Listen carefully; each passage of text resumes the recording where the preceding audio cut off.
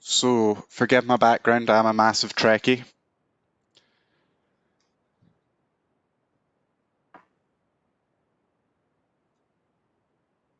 Alright, so if you do have any questions throughout this, just give me a wee shout. I'm not sure if you can see, it's actually minimised the WebEx window there for me, so I'm not able to see the chat at the same time. So to start off anyway, it was just going to be a quick introduction about version control. Not sure how much you have touched on it, but it's mainly just to go over about what is version control, different types of it, and why we use what we use. So with version control, it allows you to control record the changes to the files over a period of time, and these are usually in a repository. And it's most important normally in around like web development or software development environments.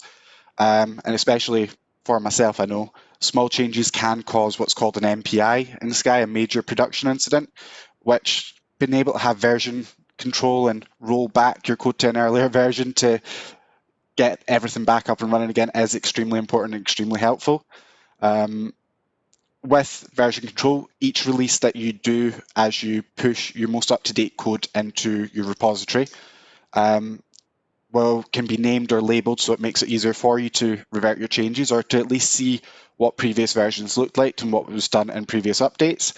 Most workplaces you'll come across if you go into the IT sector will use either Git or SVN. I know for one of my friends who works at Warner Brothers down in London, they use Perforce. I'm not going to go into Perforce because it has a very small market share in comparison to Git and SVN. In Sky, we use both Git and SVN.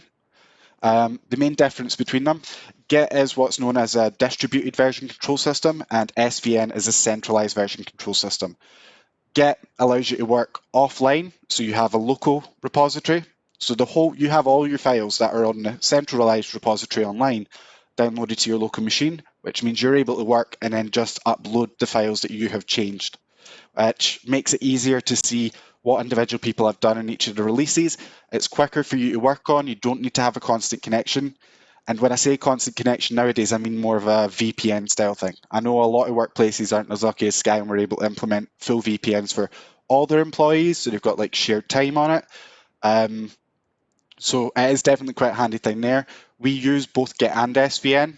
SVN is more, you have to be connected to use it, so to pull your files down and keep the most up-to-date ones on your machine, and also pushing your own ones onto the centralized server. Again, you need to be connected for Git to do the same thing, but it doesn't make too much of a difference anyway. But for using Git, you will use centralized repositories like GitHub or GitLabs, and that's mainly for controlling, for visualizing what code has changed in your different releases and seeing what you've done, and also being able to pull your most up-to-date code as well. It also is handy because it does give you hints and tips if you do get stuck along the way, and I'll show you that with GitHub. So one of the things that I'm showing you this for as well is to help sort of create a portfolio for any of the work you've done, either around web development, software development, or you can even use it for your own side projects. I know some people have said they've made mods for Gmod and GTA 5 before. So it's definitely a handy wee thing where you can put the data onto there and you can share it that way, allow people to use your code and work on it, or even just have it there. So if you attach it onto your CV, so potential employers can have a look at what you've done and be like, actually, that person, they're quite creative with their code. I like the look of that. You don't need to. It's just I thought that would be a handy wee exercise for this. So with setting up your repository, what we're going to be using today is GitHub, mainly just because it's a free and easy to use service. Just make sure I've been taking a wee register there as well, David, so you don't need to worry. Alison already asked me to take attendance as well. Okay, cheers. We're going to be using GitHub, so free to use and easy access, github.com. Doesn't help, I've got 4 different monitors here, so I get a bit confused of where things are. So starting off, you just need to create a free GitHub account. I'm not sure if you're allowed to use your college email or not. I've just used my personal one as well, because we use GitLabs ourselves as our centralized repository. And all you want to do in here, nice and simple, is you just want to create a new repository by clicking that new button there. So you only see that screen once you've created your account, and then you can just name it. So I'm just going to name mine WLC just because it's for the Wesleyan College source, well, for you guys. And I'm going to set it to private as well, mainly just so people won't have access to it unless I grant it, and I would recommend the same for you. And literally just click repository, nice and easy. Now, that's the repository created on here, but now what we need to do is we need to be able to link your local machine up to that so you can download anything that's that's on your repository and also push files to it as you commit changes as time goes on.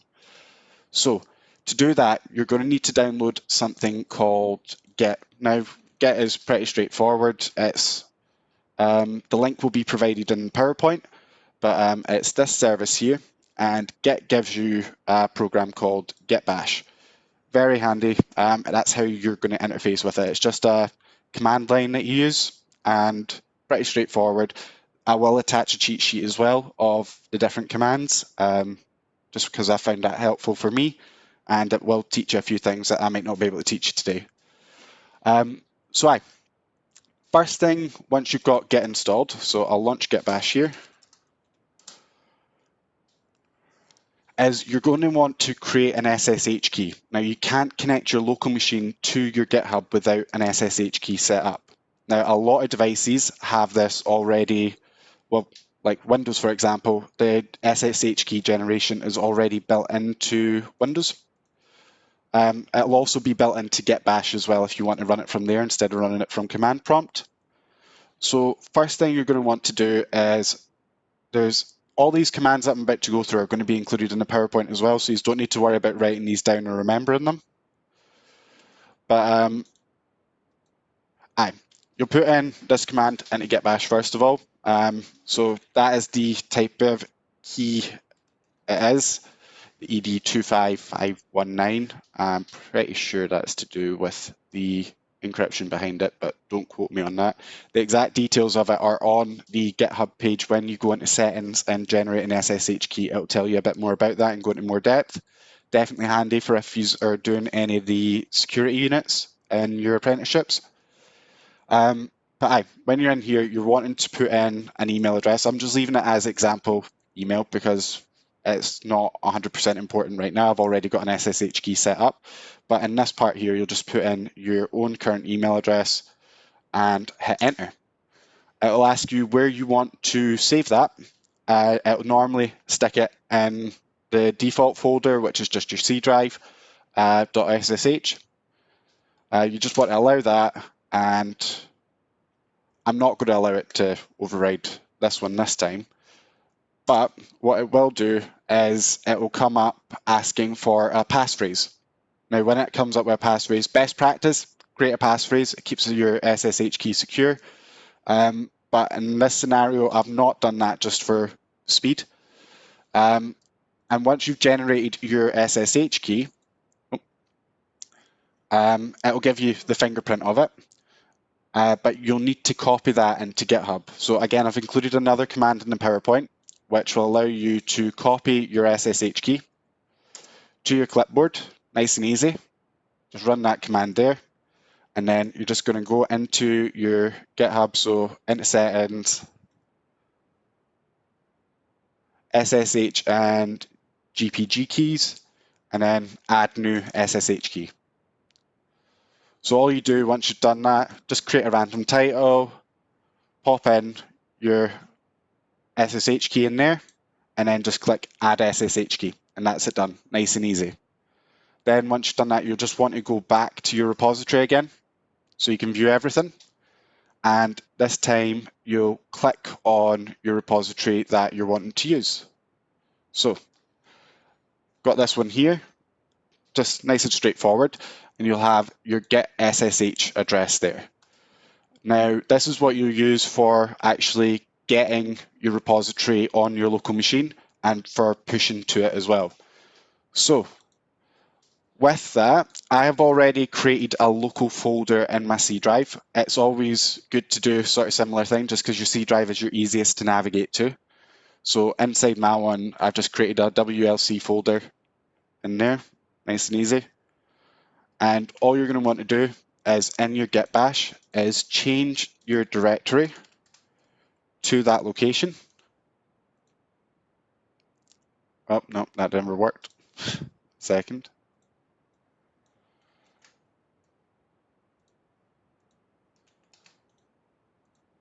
There we go. And that's just so then when we run the SSH key generation, not the SSH key generation, when we run the command to pull and, well, just for setting up the origin of where all the folders from here will go in the future, you just have to go into that folder again from git bash. So as you can see on behind this window, there are a bunch of different commands on here for doing it. So if you want to put like for example, any existing files that you have in there, you can just put them into your folder here. So I'm just going to create a new notepad file. If my computer will load, sorry, it does not like handling all these things at once.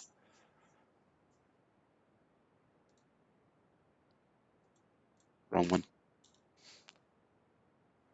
Oh my God.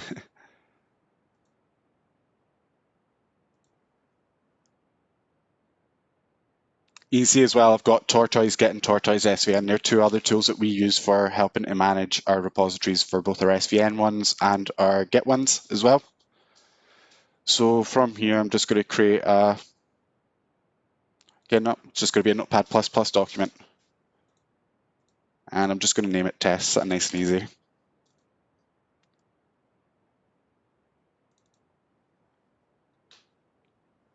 So in my experience with using it, mine's is normally for when I'm storing files for websites, like my index, my different pages, my JavaScript files. More recently, as I've been learning React, it's for storing the individual molecules and the organisms that make up our React app. But in this scenario, I'm just going to simply save that, and that's in the folder here.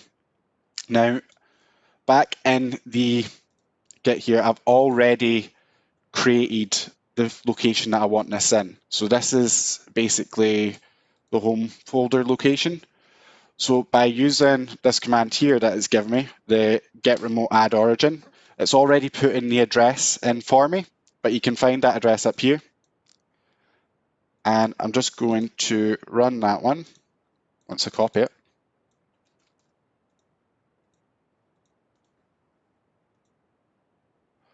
It never copied. This is why you don't use your gaming keyboard as your work keyboard, because sometimes it's not as reliable as you want it to be. One second, I might need to do this the longer way. This worked earlier when I done it.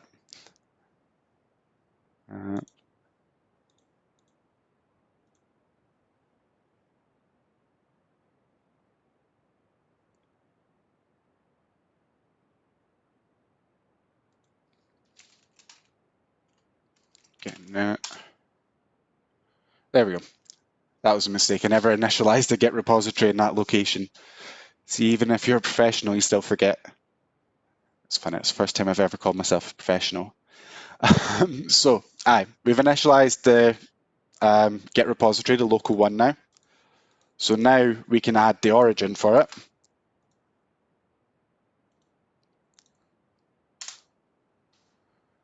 And that basically is just setting up. So when we run the push command in a wee bit, that means that everything inside that folder is going to get pushed in the first commit here. So just to start off, creating a new branch called main. Nice and easy. Oh my God. 1 second.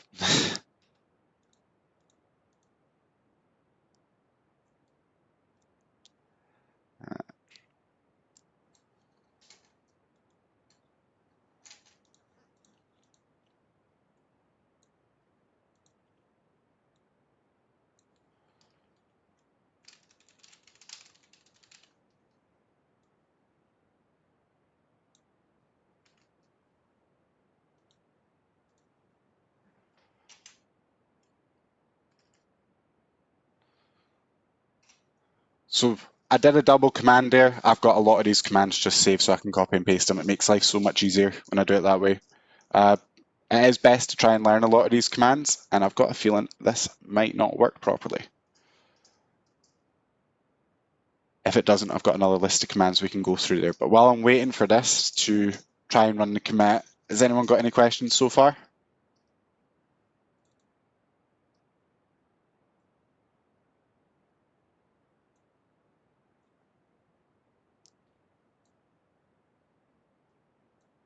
I'm assuming that's a good thing that no one has any questions so far then.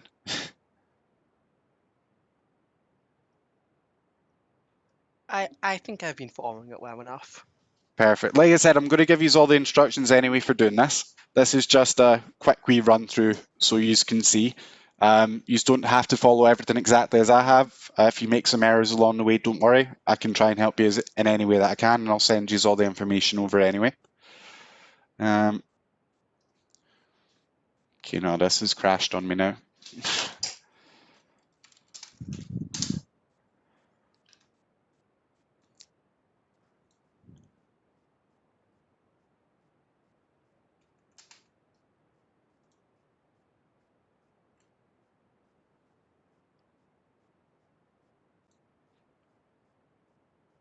Let's do that one again.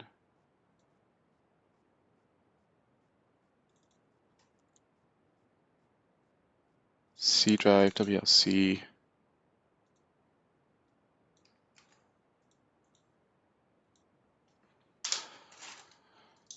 Changed.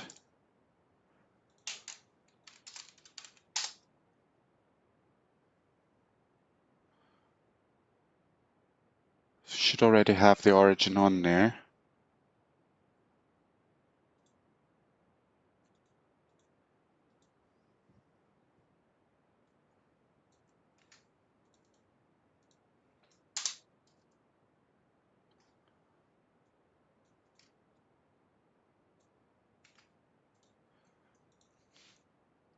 Initial commit. A. Okay, so it's done the initial commit there. It's created the message, which was just what was in those quotation marks there. And now I'm about to push that to the repository.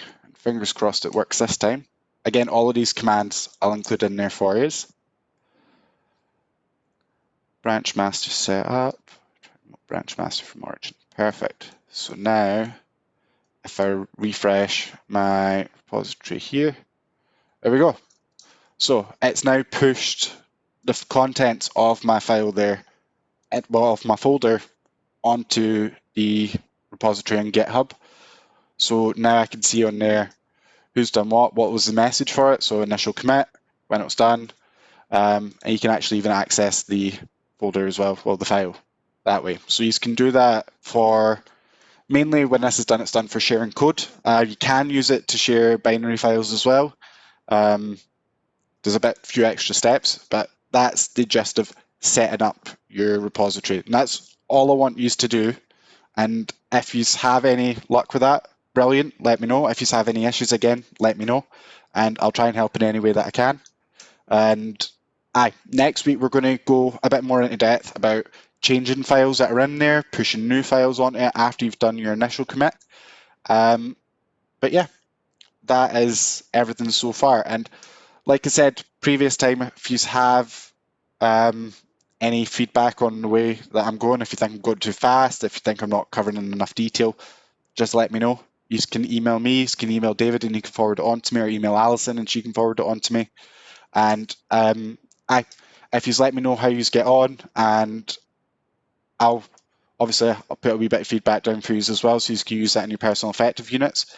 This is going to touch into a wee bit on both, interpersonal and written communication, personal effectiveness too, and investigating and defining customer requirements. I will actually put a requirement inside the PowerPoint that will be sent to you, and it's up to you what you do with that.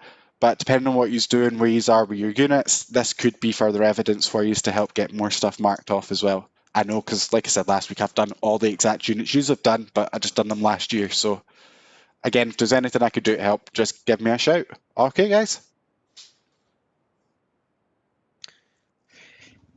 Thank you. No worries. Thanks very much, Gavin. No worries, David. I'll speak to you next week. And again, even same goes for you. If you have any questions about what I've went over with them, just use a shout. Yeah, no, I'll try and drop in next week again. That's sometimes tricky, but it's interesting to see how they're getting on. Perfect. Thanks very much, guys. Okay. Oh yes. Right. Are you sending that email? Are you sending that to our personal email or our college email? It'll be the emails that I sent the invite to. For some of you already have your college emails. If you want, you can send over your college emails or give them to David or Alison, and one of them can send them over to me. And then I can just create a DL that I can just fire all the stuff out to that way if that's easier for you, instead of having to look through both your personal and your college ones.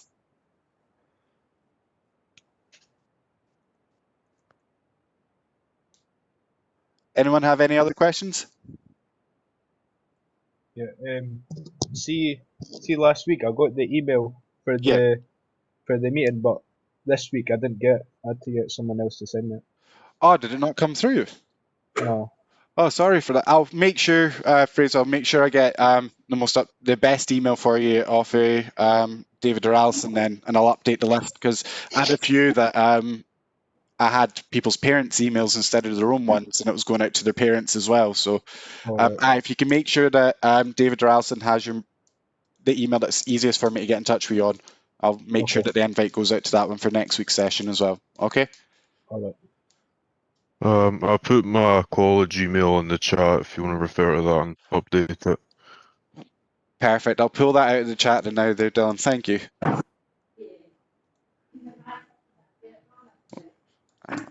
we go. Okay, I'll do the same for you as well there, Fraser. All right. Is there any other questions or anything else I can help you guys with today?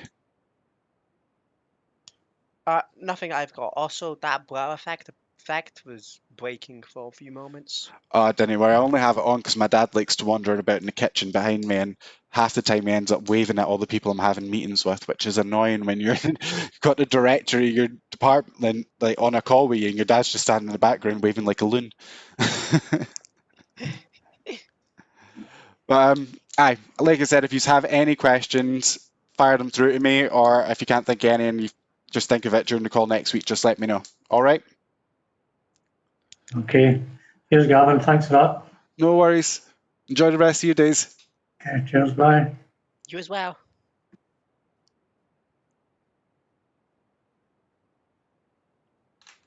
You know, See you. Oh wait, before I forget. Yep. So are you going to be sending out those emails just after this is done? The emails will probably go out either tomorrow or on Thursday. But they'll be Okay. sent out to the most up-to-date emails I have for everyone. Okay. I just wanted to see if I should check if I should wait for the email or just start doing something else. Oh, if you can start doing something else now. The email with the presentation in it will come out tonight, though. I'll make sure that one's forwarded on to you guys tonight. Okay. Thank you. No worries. Have a nice day. You too.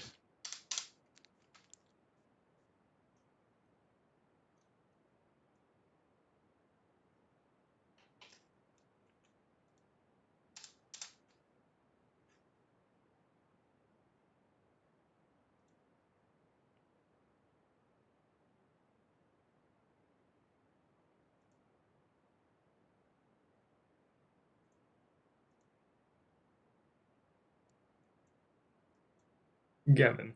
Yes.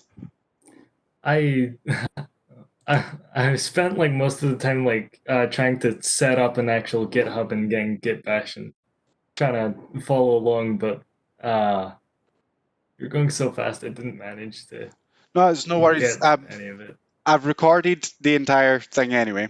I don't know, I've been Yeah. quite quick. Only had really 20 minutes to go through it all.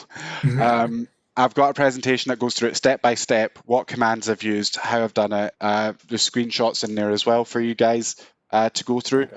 And it'll have everything you need. And like I said, it'll have requirements and stuff in there for creating your own repository and things as well, just so it can help clear off some extra units for you.